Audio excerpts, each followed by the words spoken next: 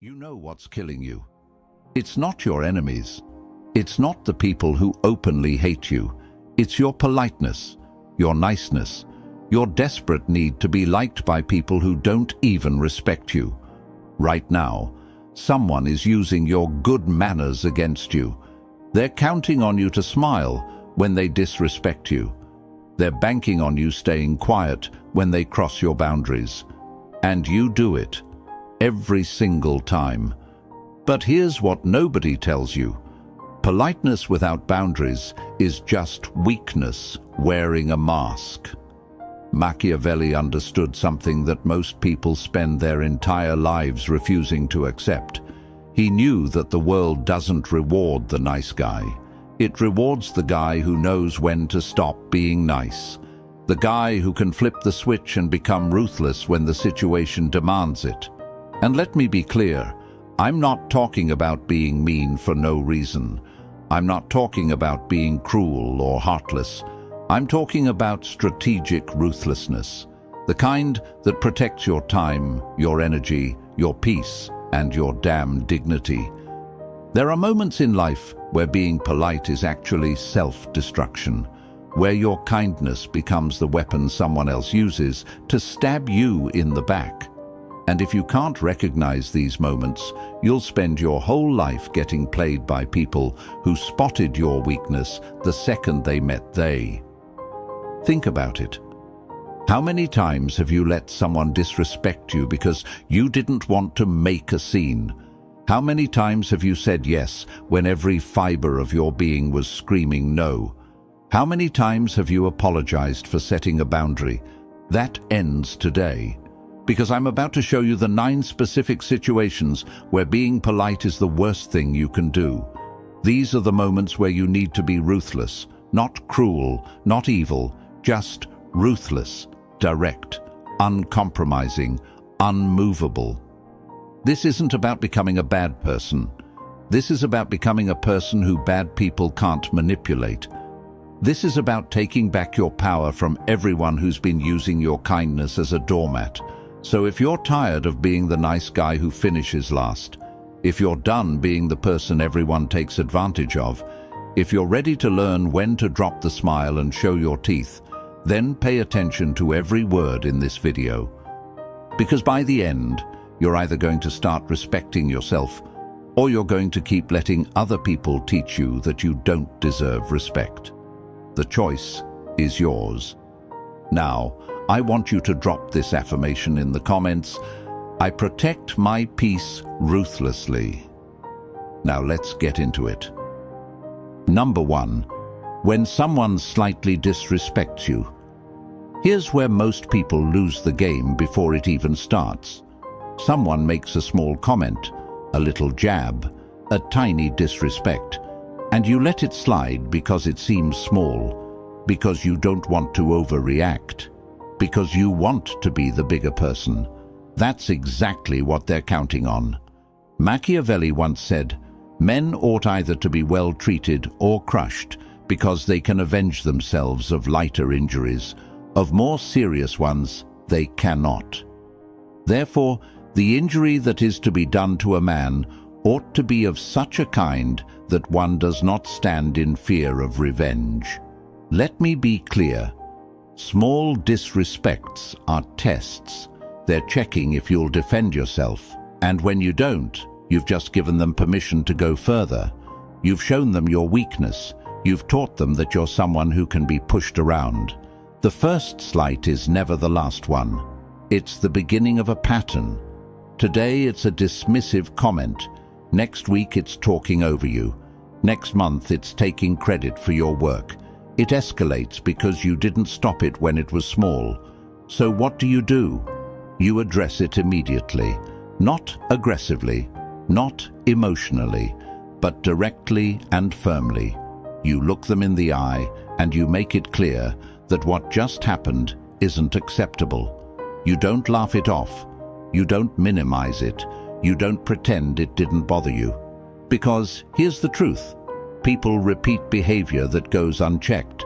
If disrespecting you has no consequences, why would they stop? And I know what you're thinking. But what if I'm being too sensitive? What if it wasn't that serious? Listen to me carefully. If it bothered you, it was serious enough. Your feelings don't need to be justified to anyone. Your boundaries don't need approval. The moment you start questioning whether you deserve respect is the moment you've already lost it. Ruthless people don't debate whether they should defend themselves. They just do it, instantly, without hesitation, without apology. You want people to treat you with respect? Show them what happens when they don't. Not with anger, not with drama, but with immediate, calm, unshakable consequences. Pull back, create distance, let them feel the absence of your energy. Because the person who disrespects you slightly today will disrespect you greatly tomorrow if you don't teach them otherwise. Number 2, when someone talks over you repeatedly. You're in a meeting, you're in a conversation. You start talking and someone cuts you off. Once, you let it go. Twice, you start to notice. 3 times, now it's a power play. And if you keep letting it happen, you've just accepted your position at the bottom of the hierarchy. Talking over someone isn't accidental when it keeps happening. It's dominance. It's them saying without words that what they have to say matters more than what you have to say. That their voice deserves space and yours doesn't.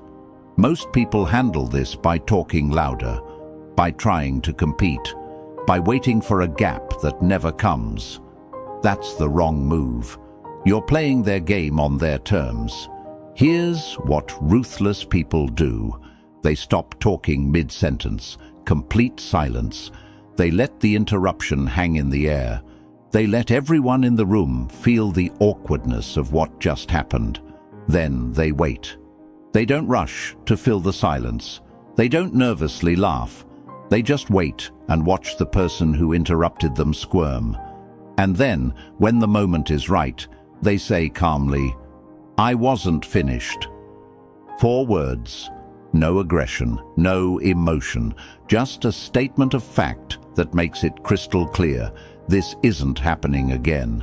Or better yet, you address the pattern directly. "I've noticed you've interrupted me 3 times in the last 10 minutes. I need you to let me finish." Public, direct, impossible to ignore. Will it be uncomfortable? Absolutely. Will some people think you're being too much? Probably. Do you care? You shouldn't, because the alternative is spending the rest of your life being silenced by people who've learned they can steal your voice without consequences. Here's what most people don't understand. The person who keeps interrupting you isn't doing it by accident. They've sized you up and decided you won't fight back. They've calculated that you value being polite more than being heard. And they're right, until you prove them wrong.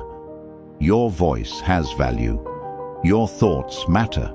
Your words deserve to be heard. And anyone who repeatedly tries to take that from you isn't someone you need to be polite to. They're someone you need to put in their place.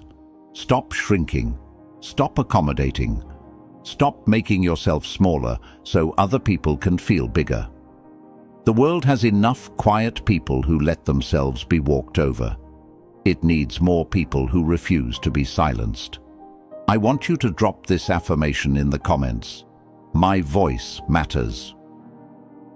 Number 3, when you're pressured to forgive quickly. Someone hurts you, betrays you, lies to you, disrespects you, and before you've even processed the pain, people start pressuring you to forgive. Let it go. Move on. Be the bigger person. Don't hold grudges. Everyone's got advice about your forgiveness except the person who actually wronged you. Machiavelli once said, "Benefits should be granted little by little so that they may be better enjoyed." The same applies to forgiveness.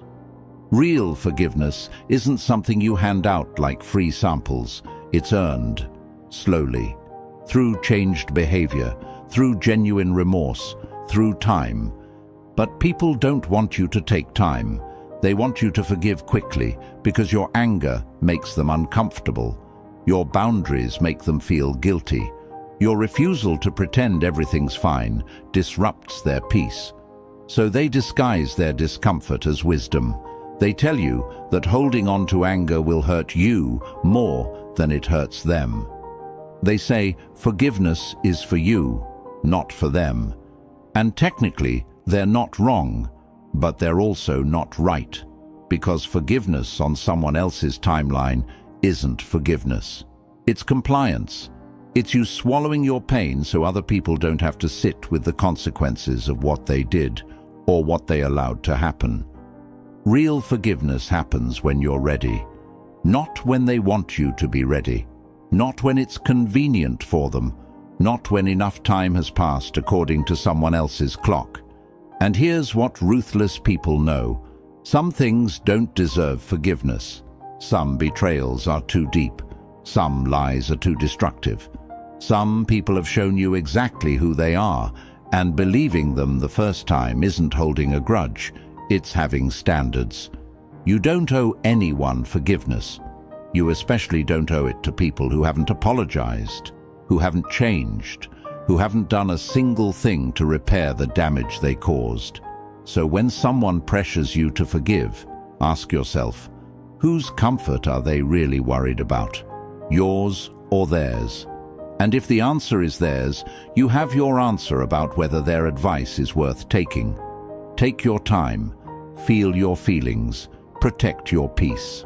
And if forgiveness eventually comes, let it be because you chose it, not because someone guilted you into it. Your healing doesn't run on anyone else's schedule. Now, I want you to drop this affirmation in the comments. I forgive on my terms. Number 4. When someone keeps you emotionally busy. You know this person. They always have a crisis, always have drama, always need your advice, your time, your emotional energy, and somehow their emergencies always become your responsibility. Today they're upset about something at work. Tomorrow it's relationship problems. Next week it's family drama. There's always something, and you're always the one they call. At first, you feel good about it. You feel needed, important, like a good friend. But slowly you start to notice something. Every conversation is about them. Every interaction drains you. You give and give and give, and somehow you're always left empty. That's not friendship. That's extraction. These people are emotional vampires. They don't want your advice. If they did, they'd actually take it. They want your energy. They want someone to absorb their chaos so they don't have to deal with it themselves. They want a dumping ground, and you volunteered for the job. And here's the trap. If you try to pull back, they make you feel guilty. They remind you of all the times they needed you. They act hurt that you're not available. They make you feel like setting a boundary is abandoning them. But let me ask you something. When was the last time they showed up for you? When was the last time they asked how you're doing and actually waited for an answer? When was the last time this relationship felt balanced? If you can't remember, that's your answer. Ruthless people understand something crucial. Your emotional energy is a resource, and some people will drain it dry if you let them. They'll take everything you give and still come back asking for more because you've never shown them there's a limit. So you set one. You stop being available every time they call. You stop dropping everything to solve problems. They're not even trying to solve themselves. You stop letting their chaos become your emergency. And when they push back, because they will, you stay firm. I care about you, but I can't be your only support system. You need to talk to a professional. Or simply, I don't have the capacity for this right now. It sounds harsh, it feels mean, but it's necessary, because protecting your peace isn't selfish, it's survival. Stop setting yourself on fire to keep other people warm. Number 5. When your time is treated as flexible. They show up late. They cancel last minute. They change plans without asking.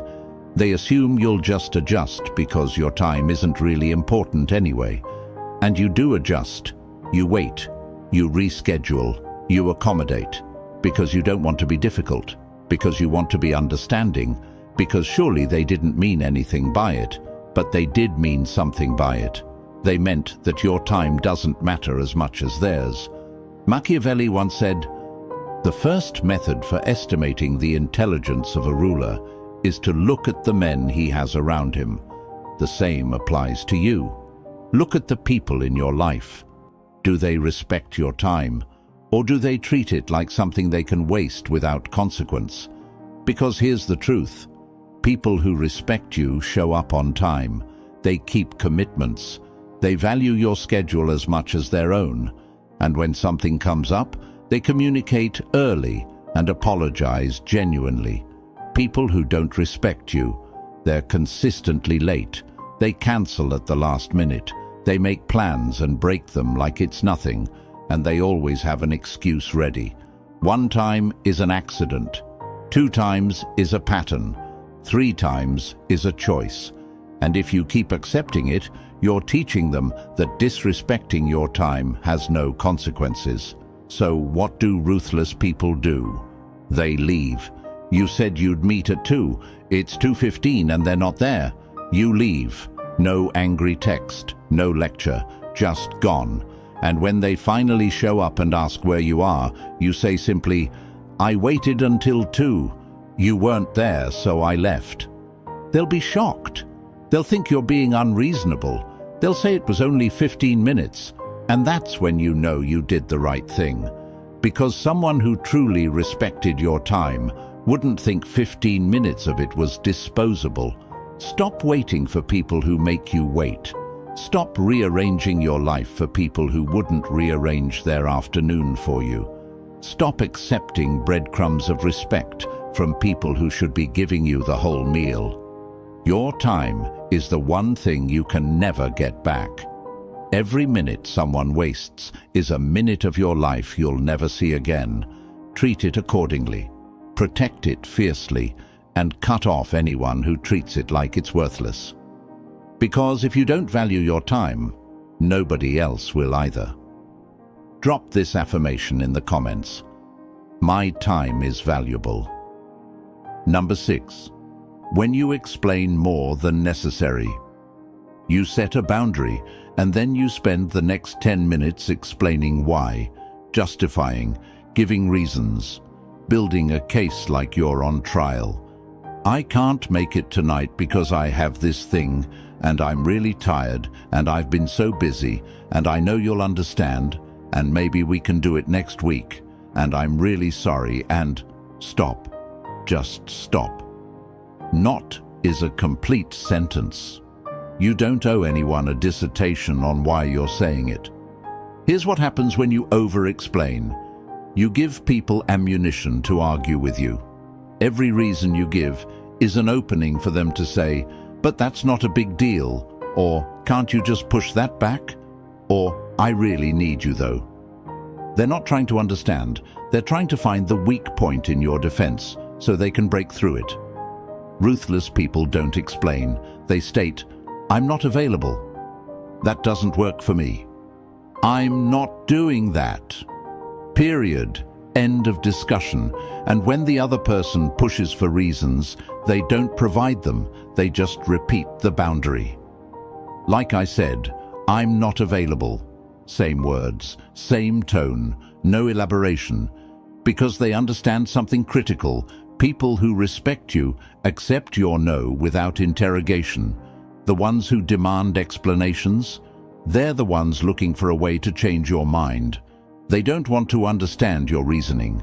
They want to find a flaw in it. Think about it.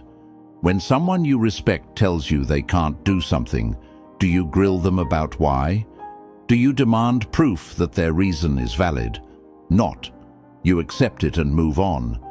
because you trust that they have their reasons, and those reasons are good enough. So why are you giving detailed explanations to people who've already shown they don't respect your boundaries? Your decisions don't need defending. Your choices don't need justification. Your boundaries don't need a PowerPoint presentation. Say what you mean what you say. And don't fill the silence with explanations that only weaken your position. The more you explain, the less powerful you become. The more you justify, the more you're admitting that your boundary needs approval to be valid. It doesn't. You said no. That's all the explanation required. Drop this affirmation in the comments. No explanation needed. Number 7. When you apologize for being firm. You finally stand up for yourself. You set a boundary. You say no. You call out disrespect. And then, like clockwork, you apologize for it. Sorry if that came across harsh. I didn't mean to be rude. I hope you're not upset with me. You just apologized for having a spine. This is one of the most self-destructive patterns people fall into. You do the hard work of standing up for yourself, and then you immediately undermine it by apologizing for doing it. You hand back all the power you just claimed. Let me be clear. Being firm is not something you apologize for. Setting boundaries is not rude. Demanding respect is not mean. And you don't owe anyone an apology for refusing to be a doormat. When you apologize for being firm, here's what you're really saying. I know I just stood up for myself, but I'm not really sure I'm allowed to do that, so please don't be mad at me. You're asking permission to have boundaries. You're seeking approval for self-respect. And the person on the receiving end hears that weakness loud and clear. They learn that if they act hurt or offended, you'll back down. They learn that your boundaries aren't really boundaries. They're suggestions that can be negotiated if they apply enough pressure.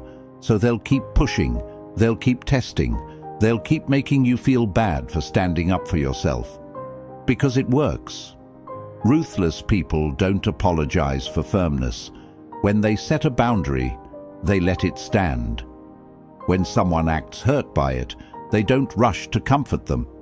They let the person sit with the discomfort of being told no. Because, here's the thing, if someone is upset that you set a boundary, that's information. It tells you they were benefiting from you not having one. It tells you they preferred you weak and accommodating. It tells you they don't actually have your best interests at heart. Good people respect boundaries. They might be surprised by them if you've never set them before, but they respect them. The people who get angry or hurt when you stand up for yourself, those are the people who were counting on you never doing it. Stop apologizing for taking up space. Stop apologizing for having standards. Stop apologizing for choosing yourself. Your firmness isn't something to apologize for. It's something to be proud of. I want you to drop this affirmation in the comments. I stand firm, unapologetically. Number 8. When you keep the peace but lose yourself. You don't want drama, so you stay quiet. You don't want conflict, so you agree. You don't want to upset anyone, so you betray yourself over and over until you don't even recognize who you've become. You've kept the peace. Congratulations. You've also lost yourself in the process. Look, I get it. Conflict is uncomfortable. Confrontation feels scary. It's easier to just go along to get along. Easier to bite your tongue than speak your truth. Easier to fake a smile than risk someone being upset with you. But easy doesn't mean right. And peace that costs you your authenticity isn't peace, it's surrender. Think about all the times you've swallowed your real opinion to avoid an argument. All the times you've gone along with plans you hated to keep everyone happy. All the times you've pretended to be fine when you were falling apart inside. You've become an expert at keeping the peace. But whose peace are you keeping? Not yours. You're at war with yourself every single day, fighting the urge to scream your truth, suppressing who you really are to maintain a harmony that doesn't even include you. That's not peacekeeping, that's self-abandonment. And the worst part, the people you're doing this for don't even appreciate it. They think you're genuinely happy.